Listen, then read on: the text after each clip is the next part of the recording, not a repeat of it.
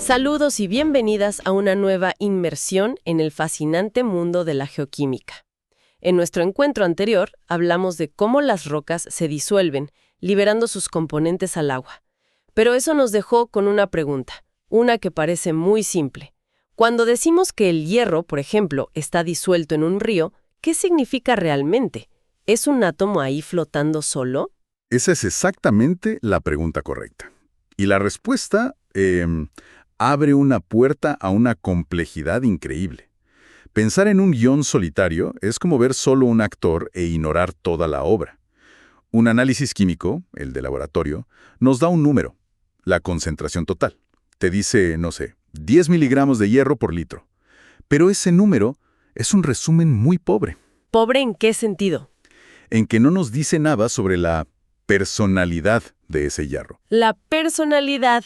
Me gusta esa analogía. ¿Sí? Su identidad química en ese preciso instante. Está en una forma que una planta puede absorber. O es tóxica para un pez. Claro, o va a reaccionar y formar un mineral. Exacto. O va a viajar cientos de kilómetros río abajo. Todas esas preguntas no se responden con la concentración total. Para entender su destino real, necesitamos conocer su especiación química, es decir, el conjunto de todas las formas en las que existe en esa agua. Entendido. Entonces, la misión de hoy es justamente esa, ir más allá de ese número único de laboratorio. Vamos a descifrar esas identidades ocultas y explorar qué les pasa a los iones una vez que se liberan de sus minerales. De acuerdo, desentrañemos esto. Empecemos por lo más básico que se me ocurre. Sal de mesa en agua. Cloruro de sodio. Los iones se separan, sodio positivo, cloro negativo. Pero me decías que no se quedan solos. ¿Qué es lo primero que les pasa? Exacto. Lo primero que ocurre es un proceso fundamental, la hidratación o solvatación. Las moléculas de agua, son polares. Tienen un lado de oxígeno un poco negativo y un lado de hidrógenos un poco positivo. Ajá. Apenas el ion de sodio, el Na+, queda libre, las moléculas de agua lo rodean, orientando sus caras negativas hacia él. Y con el ion cloruro, el Cl-, pasa lo contrario. El agua le presenta sus caras positivas. Se forma como un escudo de agua alrededor. Justamente, una especie de escudo. Esa es la primera y más simple especie química en solución, el ion hidratado. Entendido, un escudo de agua.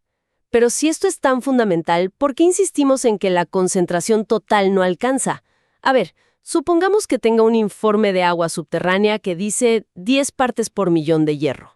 ¿Qué me estoy perdiendo si me quedo solo con ese dato? Te estás perdiendo toda la trama. Es como saber cuántos actores hay, pero no quién es el héroe y quién el villano. Buena analogía. Esos 10 ppm de hierro podrían existir, por ejemplo, como hierro 2, Fe2+. En agua sin oxígeno, esta especie es muy soluble y muy móvil. Viaja grandes distancias. Pero si las condiciones cambian y entra oxígeno, ese Fe2+ se oxida a hierro 3, Fe3+. Y el hierro 3 es diferente. Radicalmente. A un pH neutro, el Fe3+ es extremadamente insoluble. Reacciona, violentamente con el agua y forma un sólido. Un precipitado de hidróxido de hierro. Herrumbre, básicamente. Básicamente herrumbre, que se queda fija en los sedimentos. Espera, eso es un giro argumental tremendo.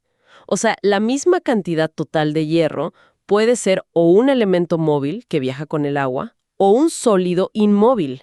El destino geoquímico es opuesto. Completamente opuesto. Uno contamina un pozo a 1 kilómetro, el otro se queda donde está. Uno puede ser un nutriente, el otro es un mineral. Por eso la especiación es la clave. Bien, ahora entiendo la urgencia de conocer la identidad. La pregunta obvia es, ¿qué procesos controlan esto? ¿Qué mecanismos definen que un elemento adopte una forma u otra? Fundamentalmente, son dos procesos que ocurren todo el tiempo, a menudo a la vez. La hidrólisis y la formación de complejos. Son los dos grandes directores de orcasta. Analicemos el primero, hidrólisis. Suena a romper con agua. Y es una descripción muy acertada. Ciertos cationes metálicos, sobre todo los pequeños y con carga alta como el aluminio 3 o el hierro 3. El que acabamos de mencionar. Ese mismo. Tienen una densidad de carga tan fuerte que atraen eléctricamente a las moléculas de agua de su escudo. Tan fuerte que literalmente distorsionan y rompen una de esas moléculas de agua. La rompen. Sí, le arrancan un grupo hidroxilo, un OH-, que se queda pegado al catión, y al hacerlo liberan al medio un protón, un ion hidrógeno, H+. Ah, y liberar protones es por definición acidificar el agua. O sea, no es que se añade un ácido de afuera, el propio metal disuelto genera la acidez.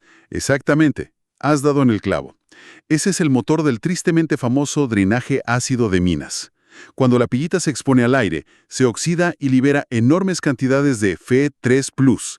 Cada uno de esos iones de hierro 3 sufre una hidrólisis muy intensa, libera protones y el pH se desploma. Puede llegar a 2 o 3, ácido como el jugo de limón. Impresionante.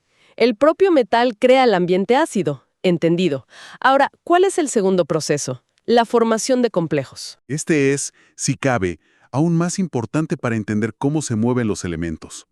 Un ion metálico en solución no solo interactúa con el agua, a veces encuentra otras moléculas, o iones. Los llamamos ligandos. ¿Ligandos? Sí, y con ellos puede formar un enlace más fuerte, más estable. Cuando un catión se une a uno o más de estos ligandos, la nueva entidad es un complejo químico. El ion ya no está solo hidratado, ha encontrado, digamos, acompañantes preferentes. Comprendo. Es como si en una fiesta, en vez de estar solo rodeado de gente, que sería el agua, encontrara a alguien con quien conversar y se quedara a su lado. ¿Y qué tipo de acompañantes o ligandos son importantes en la naturaleza? Hay muchísimos, pero podemos destacar 3 grupos cruciales. El primero, protagonista absoluto en sistemas geológicos, es el ion cloruro, Cl-. En fluidos muy calientes y salinos, como los que forman yacimientos minerales, el cloruro es el rey. ¿Por qué es tan importante ahí? Porque resuelve un gran problema. Metales como el oro, el cobre, el plomo, son increíblemente insolubles en agua pura. No deberían poder moverse. Claro. Pero la naturaleza es astuta. En un fluido caliente y lleno de cloruro, estos metales forman complejos de cloro muy estables. De repente, el oro no es un metal inerte, es un pasajero en lo que a mí me gusta llamar un autobús geoquímico. Un autobús geoquímico. Me encanta la imagen. Y ese autobús lo transporta eficientemente por la corteza, esperando el lugar adecuado para bajarse. Sin ese servicio de transporte, no tendríamos la mayoría de los depósitos minerales de los que dependemos. Es increíble pensar que la existencia de las minas depende de esta química tan sutil. ¿Qué otros ligandos hay?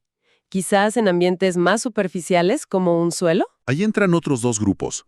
Uno es el ion hidroxilo, OH-, que ya vimos en la hidrólisis. Pero el otro grupo es fascinante. Los ligandos orgánicos. Materia orgánica. ¿Sí? Pensemos en un suelo de bosque. La descomposición de hojas y raíces genera moléculas orgánicas muy grandes, como los ácidos húmicos. Estas moléculas están llenas de ganchos químicos, por así decirlo, que se unen muy fuerte a los iones metálicos. El proceso se llama quelación, del griego quele, que significa pinza. Una pinza. Literalmente. Actúan como una pinza que puede arrancar un ion de aluminio o de hierro de la estructura de un mineral. Es un motor potentísimo de la meteorización. Acelera la descomposición de las rocas. Es decir, la vida, a través de sus productos de descomposición, participa activamente en la geología, disolviendo las rocas. Esto conecta todo. Conecta la biosfera con la litosfera de una forma muy íntima. Entonces, si juntamos todo, estas interacciones a escala microscópica tienen consecuencias a escala planetaria. Absolutamente. Controlan el ciclo de los elementos en todo el planeta. Un ejemplo perfecto es el ciclo del carbono en los océanos. La capacidad del océano para absorber CO2 de la atmósfera depende críticamente de la especiación del carbono disuelto. Según el pH puede existir como CO2 disuelto, como bicarbonato o como carbonato. Y el equilibrio entre esas 3 formas es lo que importa. Justamente. Ese equilibrio, que es muy sensible al pH, regula cuánta hambre de CO2 tiene el océano. Un pequeño cambio en el pH oceánico altera la capacidad del océano para actuar como sumidero de carbono. Y en la formación de yacimientos que mencionabas, la especiación es toda la historia. Es todo el guión. Imagina el proceso. Un fluido caliente y salino disuelve trazas de cobre, formando complejos de cloro. Ese autobús lleno de cobre viaja por fracturas. Y cuando las condiciones cambian... ¿Se enfría? ¿Cambia el pH? Exacto. O se mezcla con otra agua. El complejo se vuelve inestable, el autobús se rompe, los pasajeros de cobre se ven forzados a bajar, y como ya no son solubles, precipitan todos juntos. Y ahí se forma la mena, el mineral que luego extraemos. Espera, Si un pequeño cambio de condiciones puede hacer que un metal precipite y forme una mina, ¿significa que también podría hacer lo contrario? Liberar algo que preferiríamos que se quedara quieto, como un contaminante. Has llegado al corazón del problema ambiental. Sin duda alguna, la movilidad y la toxicidad de contaminantes como el arsénico, el cromo, el uranio, dependen enteramente de su especiación. Mira, recuerdo un caso en un acuífero contaminado con arsénico.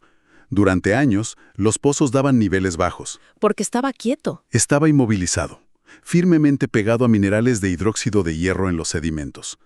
Pero entonces, una nueva práctica agrícola hizo que se infiltrara mucha materia orgánica. Y la materia orgánica alteró la química. Justamente. Los microbios la usaron para respirar, consumieron todo el oxígeno. El agua se volvió anóxica. Este cambio alteró la especiación del hierro. El hidróxido de hierro sólido, con Fe3+, se disolvió, liberando F2+ soluble. Y con él se liberó el arsénico que tenía atrapado. Como un polizón. Exacto. De repente, los niveles de arsénico en los pozos se dispararon. Fue un recordatorio brutal de que inmovilizado no significa desaparecido para siempre. Qué historia tan reveladora. Ignorar la especiación en la gestión ambiental es como navegar sin brújula. Y no solo eso. La propia biología es una maestra geoquímica. Hay bacterias que modifican activamente las condiciones para alterar la especiación de elementos como el azufre, y así obtener energía. La biología no es un espectador pasivo de la geoquímica, es un actor principal. Bien, vamos a recapitular, porque ha sido mucha información. Lo que llamamos un elemento disuelto es en realidad un ecosistema de diferentes formas químicas.